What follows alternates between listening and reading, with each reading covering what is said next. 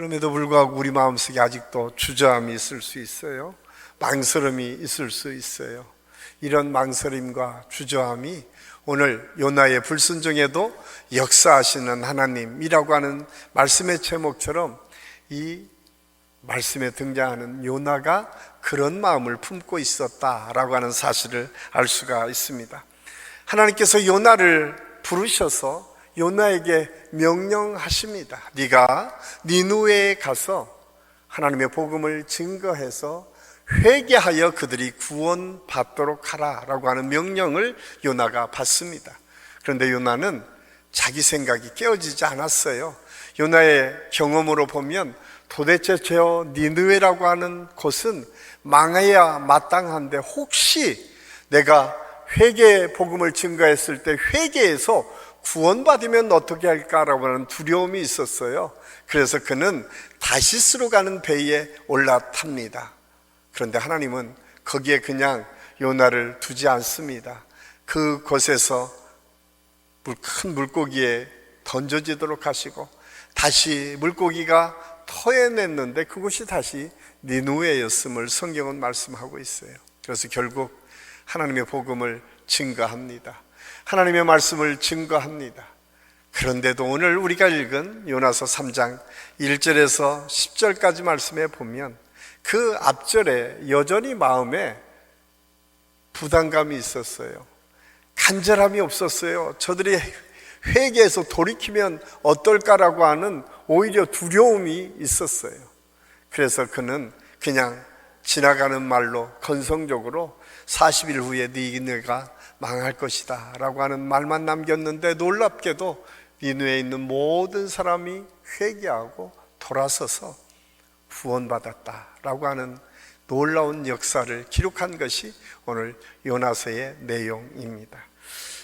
팀 켈러 목사님이 쓴 방탕한 선지자라는 책에서 요나의 이야기를 통해 우리가 전도에서 흔히 겪는 두려움과 방해 요소를 분석하면서 하나님의 자비가 얼마나 폭넓고 크신지를 말하고 있습니다.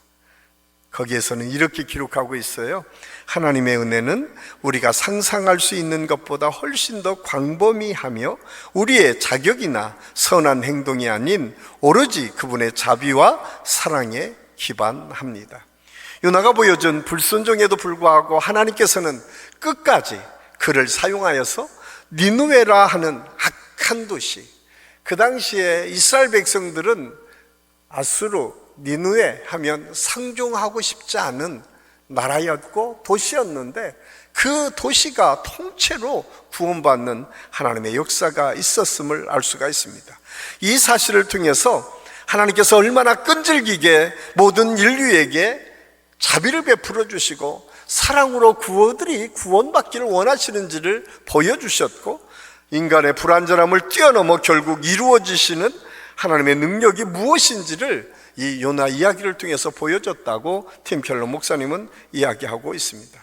오늘날 우리도 요나와 같은 상황에 있을 수 있습니다. 하나님께서는 우리에게 복음을 전하라고 명하셨지만 우리는 때로 두려움과 편견 때문에 그 사명을 회피할 때가 있습니다.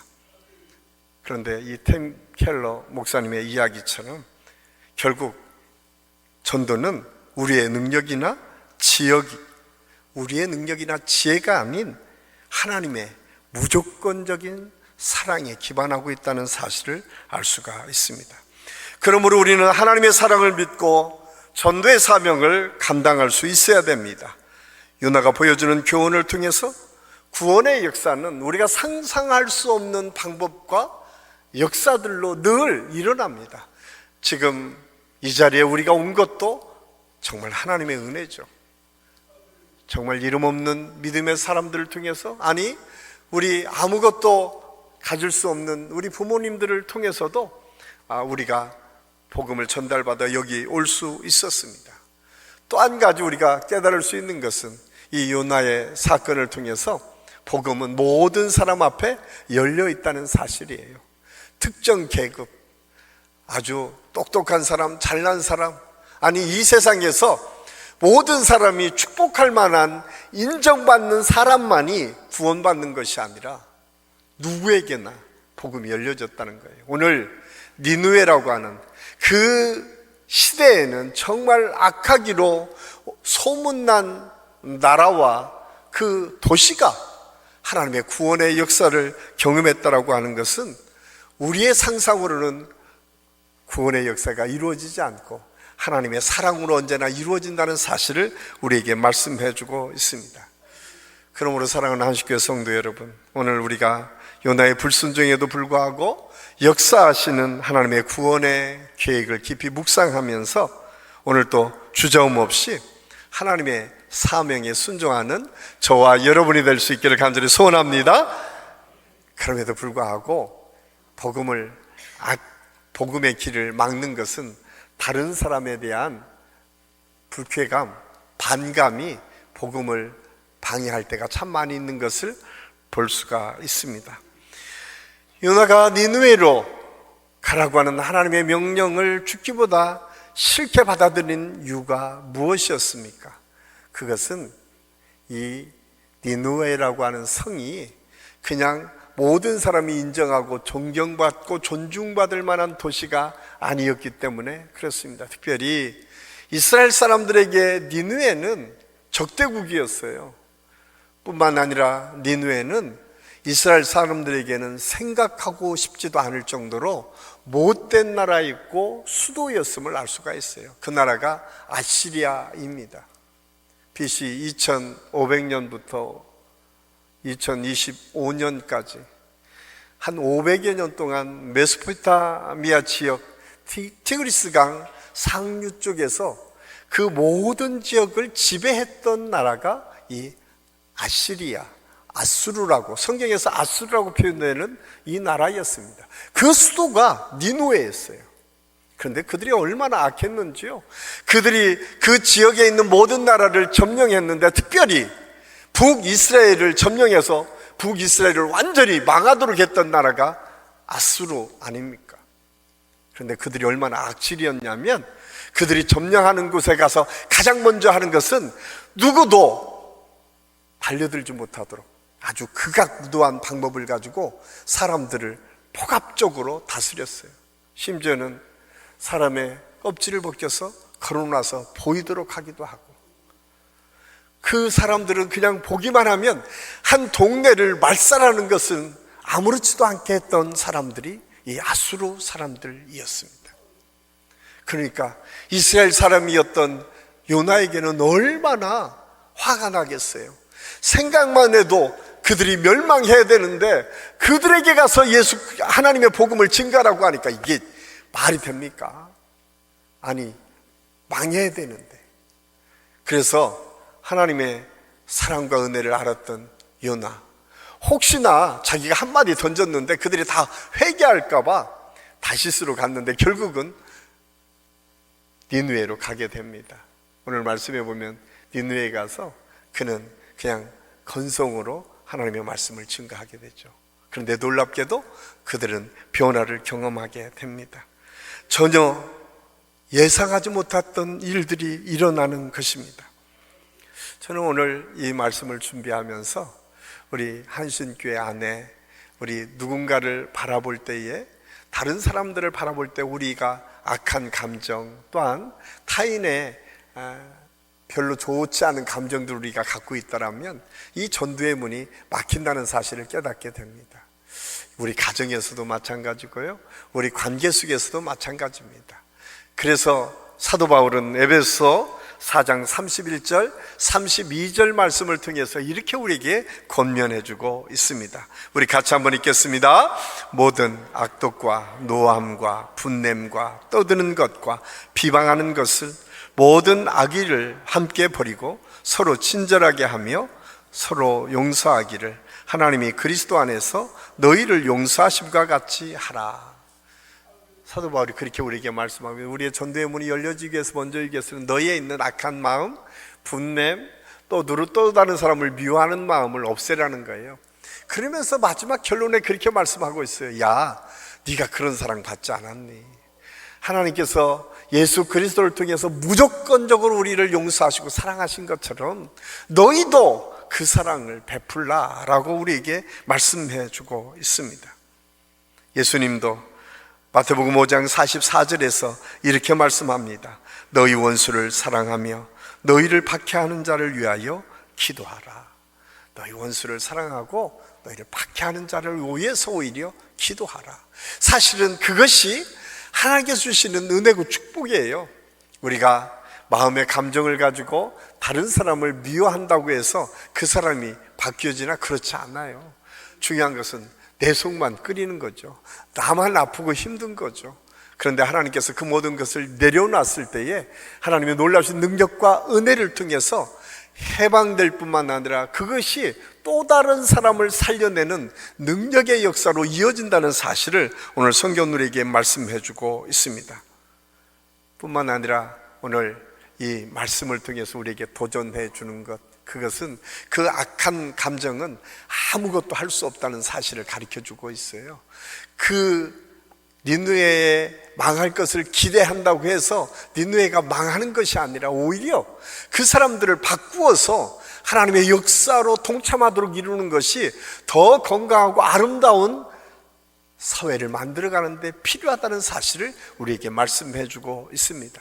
저는 우리 안식교 모든 성도들이 이번 전도축제 기간을 통해서 혹시 우리 마음 안에 있는 불편한 관계들이 있고 마음들이 있다면 그것들이 새벽 기도회를 통해서 하나하나 해결되어지고 오히려 그 사람들을 격려하고 위로할 수 있을 만큼 넉넉한 마음으로 변화를 경험하는 은혜와 축복이 있기를 예수님의 이름으로 간절히 축원합니다. 사실은 사도 바울이 가장 힘들었던 것이 누굽니까? 유대인들 아니었어요. 사실 유대인이었던 자기가 예수 믿는 사람들을 가장 먼저 핍박했었기 때문에 가는 곳곳마다 유대인들 때문에 가장 힘들고 어려움을 당했어요. 그럼에도 불구하고 사도 바울 마음속에 끊임없이 기도했던 기도 제목 중에 하나가 로마서 10장 1절에 나와 있습니다. 우리 같이 한번 읽겠습니다. 형제들아, 내 마음에 원하는 바와 하나님이 구하는 바는 이스라엘을 위함이니 곧 그들로 구원을 받게 함이냐. 사도 바울의 마음속에는 그렇게 자기를 힘들게 하고 어렵게 하는 그 사람이 오히려 내가 기도의 대상이었고 그 기도를 통해서 하나님의 뜻을 이루어가기를 원했음을 오늘 성경은 우리에게 말씀해 주고 있습니다. 하나님께서 니느웨를 구원하실 계획을 갖고 있었을 때 자기가 아직 깨어지지 않았던 요나, 그는 그것을 쉽게 순종할 수 없었어요. 그럼에도 불구하고 하나님은 그를 마침내 이끌어서 니느웨에 가서 하나님의 역사를 이루어가도록 하셨습니다. 저는 우리가 하나님의 끈을 이끄시기 전에 우리가 순종함으로 주님의 복음을 증거하는 역사를 우리 모두가 참여할 수 있기를 간절히 소원합니다. 그러다 보면 하나님께서 작은 순종을 통해서 큰 기적을 이루십니다. 나비 효과라고 하는 이야기가 있습니다.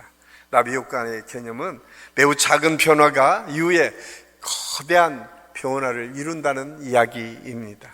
작은 나비가 아마존에서 날개짓을 하게 되면 그 날개짓이 어느덧 먼 나라에는 태풍으로 변해서 엄청난 변화를 가져온다는 이론이 이 나비 효과입니다.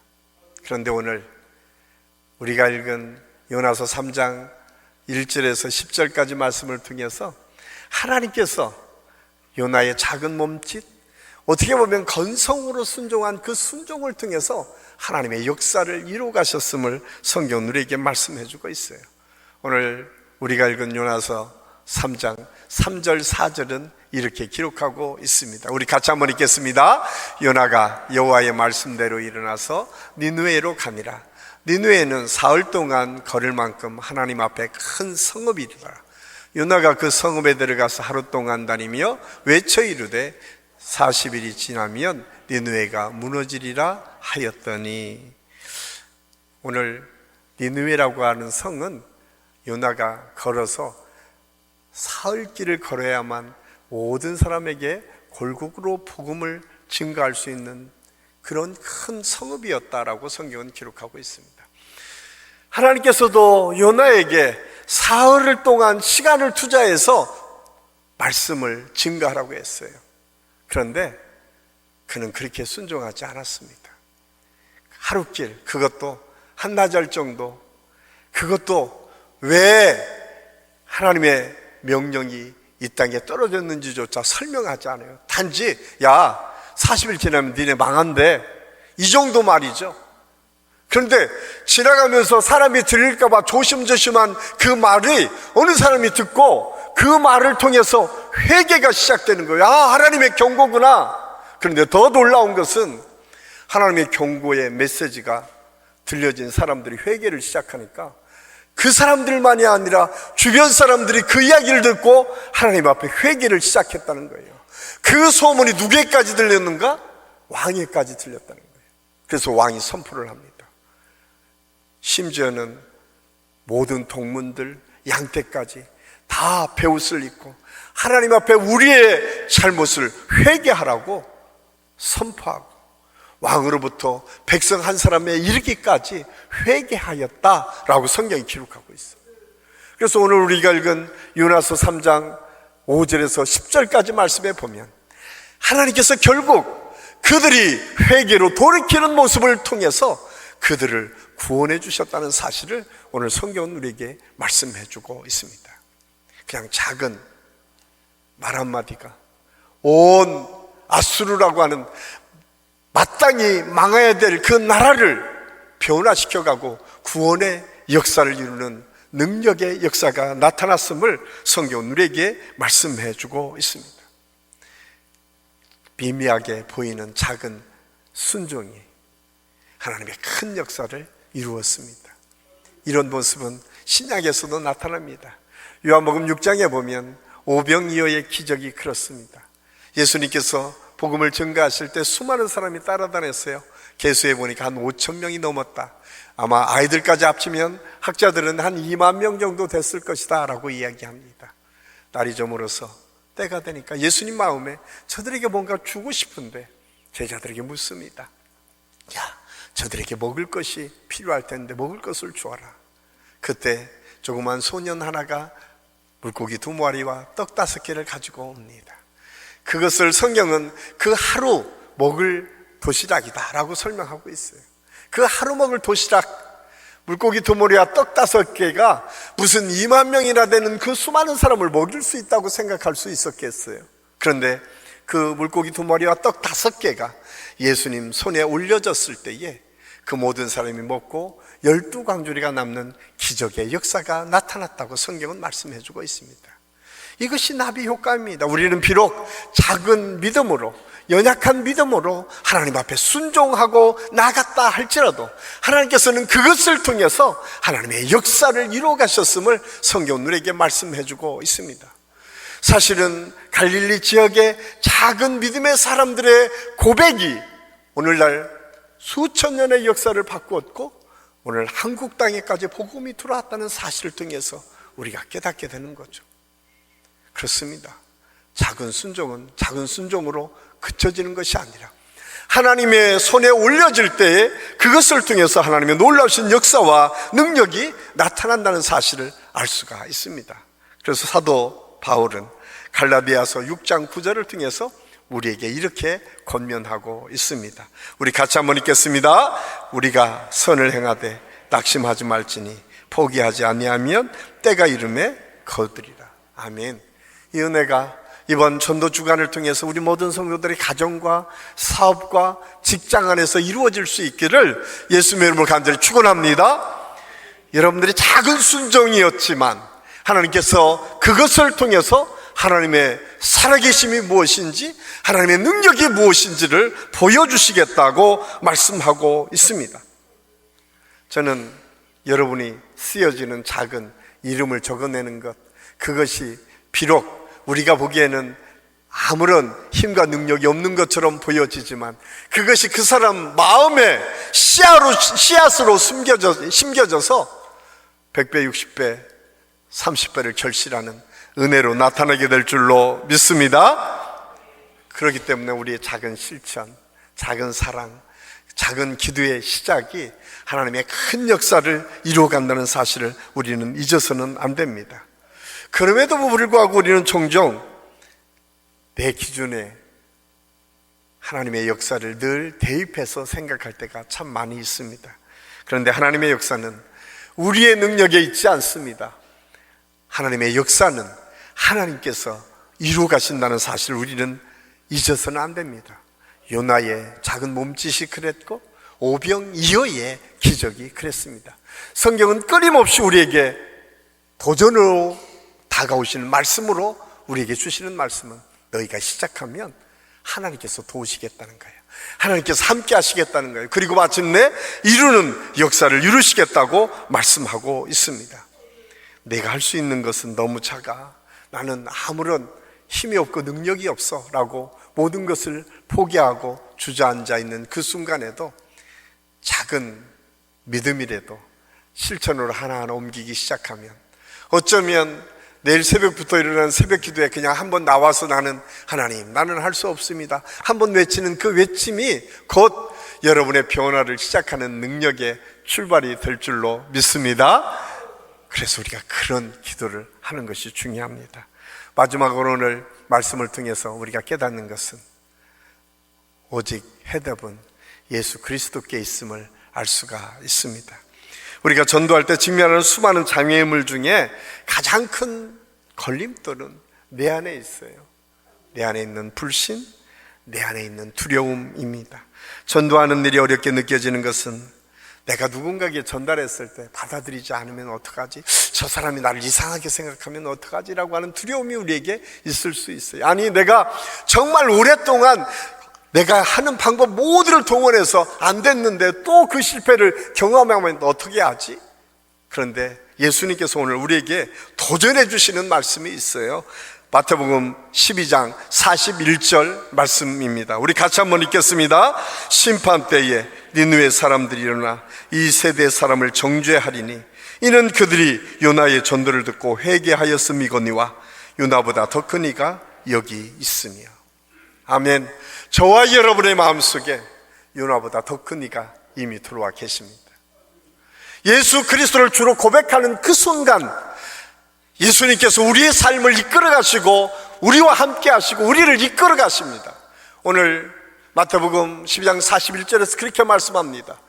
요나보다 더 큰 주님이 우리에게 있다라고 하면 요나의 작은 몸부림, 작은 순종을 통해서 영원히 죽어 마땅하고 그 시대의 모든 사람이 멸망할 것을 기대했던 니느웨 사람들조차 구원하신 하나님의 사랑이 우리 안에 일어나지 않겠느냐는, 오늘 성경은 그것을 우리에게 도전적으로 말씀해주고 있어요. 오늘 우리가 다시 한번 하나님의 말씀을 붙잡아야 될 이유가 여기에 있습니다.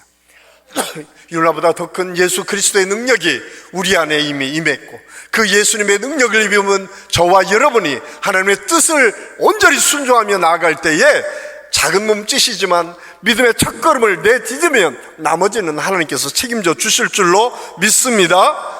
그것이 오늘 성경을 통해서 우리 주시는 하나님의 말씀이에요. 우리에게 때로 두려움이 있을 수 있습니다. 불안이 극도로 우리에게 다가올 수 있습니다. 그때에 하나님께서 우리에게 이렇게 도전하고 말씀하십니다. 요한일서 4장 18절 말씀입니다. 우리 같이 한번 읽겠습니다.